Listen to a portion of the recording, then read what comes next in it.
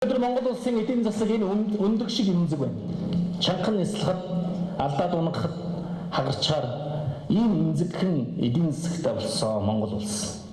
Засгийн газар Монгол банкны алдаатай бодлогоос болж валютын ханш эрс нэмэгдэж Монгол төгрөг цаас болгон хөрсөн гэдгийг та бүхэн мэдэж байгаа.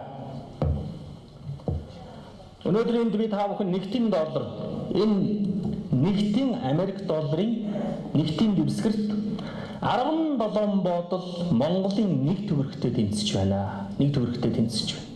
Энэ 17 бодол нэгдлийн дэвсгэрийг нийлүүлж наах юм бол 18 метр квадрат цаас болж. Өнөөдөр 100 айлын барилгын дэлгүүрт 18 метр квадрат обой ханын обой дунджаар 30 мянган төгрөг хүрсэн байна. Монгол төгрөгийн ханшийг ямар болгосноо эрх хөрөгчд одоо харах цаг болжээ. Харах цаг болсон байна. 2 жилийн өмнө 1 кг хавдаг байсан өнөөдөр 1 кг цовдааны набор гэгдэг 5 сулын цуглуулга авч хүрэхгүй төрсөн байна.